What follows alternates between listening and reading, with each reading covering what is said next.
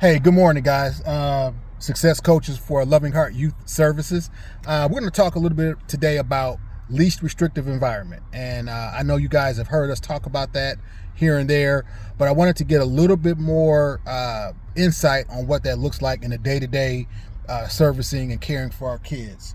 One of the things that when we talk about least restrictive environment is we want to give these kids the most amount of freedom that they can take with their maturity level and their intellectual level and their developmental level. So what would a least restrictive environment look like? And let me give an example. Let's say we have a kid who is 15 years old and he's a regular kid, right?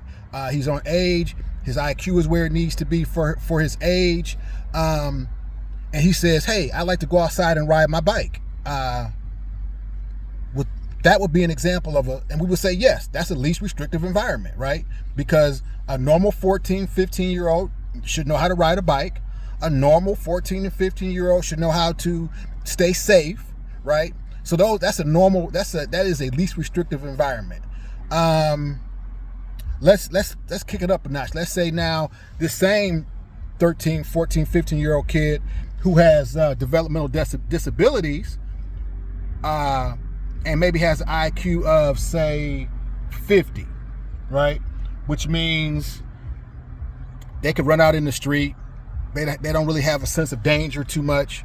Their least restrictive environment may be, instead of riding the bike outside, maybe they can ride it in the back in the enclosed fence, right? That would be an example.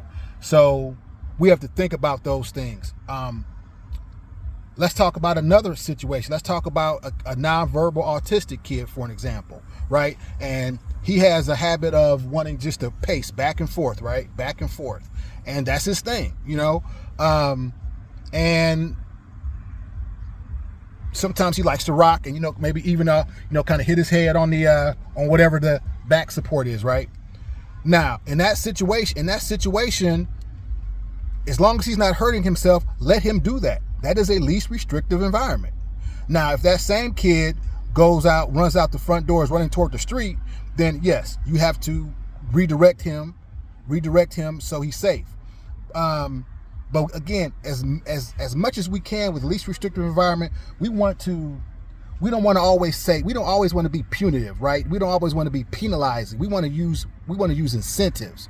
We want to be incentive based and not discipline or punitive based. So what does that look like when I say punitive based? You're in trouble, you did something bad, and now you're going to have a sanction. Okay, that's punitive versus, hey, you know what? You did a good job. Here's an incentive for you doing that good job, right? We want to be incentive based versus punitive. Now, are there times that there needs to be sanctions or something punitive? Absolutely, it does. But it has to be. They have to know about it, like specifically, okay, what is it that the child has to know? Specifically, what is it that I did to earn this sanction, right? And the sanction cannot be any longer than your shift.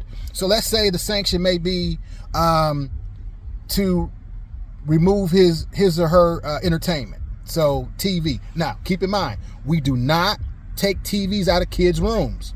We do not take TVs out of kids' rooms. We do not take TVs out of kids' rooms. And one more time, we do not take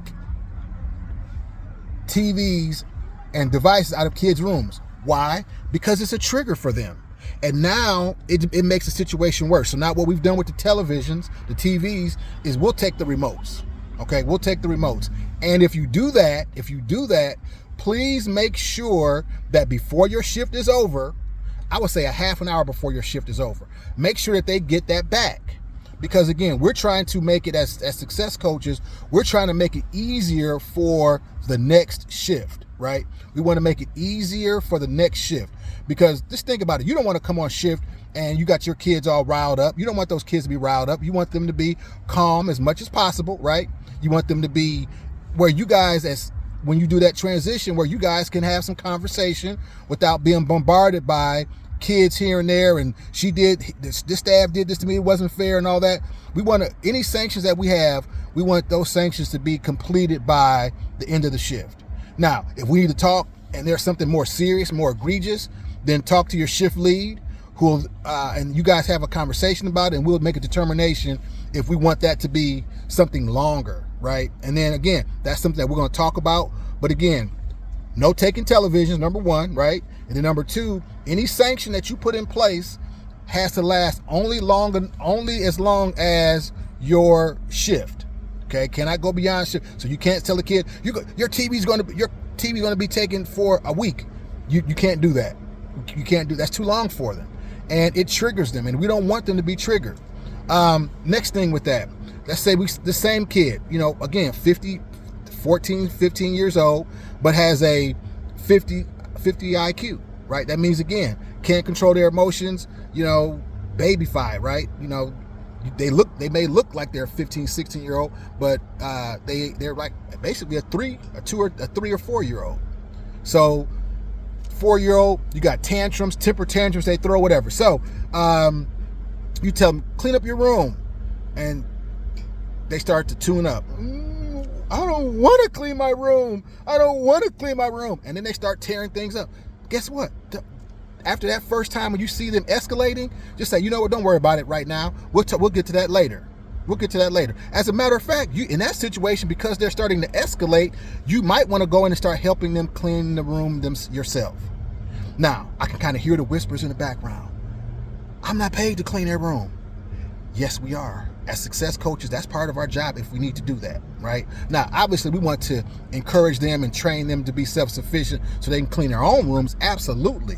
But in the case that they don't, that's some of the things that we can do to help them to be successful, right? And so by us helping them clean their room, now he starts to get involved in the process, and most importantly, you start to de-escalate him, right? Now he's coming down. And so now you don't have to worry about him tearing up the room, because again, these boys typically, when they get angry and when they get angry and escalated and triggered, they typically destroy things. So they'll punch a wall, they'll kick a door, they'll break a window, and we want to minimize those things because we don't want them to get hurt. That's ultimately, their safety is at hand. So, that's kind of where we are. That's a quick training on that. So what I want you to do is, at the end of this training, I want you to write down 3 takeaways from this training. 3 takeaways from this mini training, okay? Write that up and then get that to your shift lead and or your director, okay? Thank you guys for what you do. I tell you, what we do as success coaches is so important, so important. And, it's servanthood at the end of the day. And I believe that as you guys continue to serve those that are less fortunate, those that have issues, those that have been, just down, just taken advantage of or given away by their parents, or just crazy life situations, as you take care of those people, that God will bless you as a result of doing that. So watch out for the blessing. I'm telling you, continue to serve, because again, God said the greatest amongst you is a servant, and he will bless those that bless others. So continue to be a blessing to these kids, serve, be patient, because they will grow your patience, right? And continue to do what you do. And we thank you on behalf of the administration, the board of directors. Thank you guys for what you do for these kiddos, okay? All right, guys. Thank you. Bye-bye.